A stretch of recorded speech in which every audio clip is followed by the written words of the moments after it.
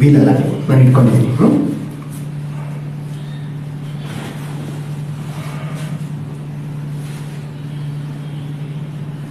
ಅಪ್ಪ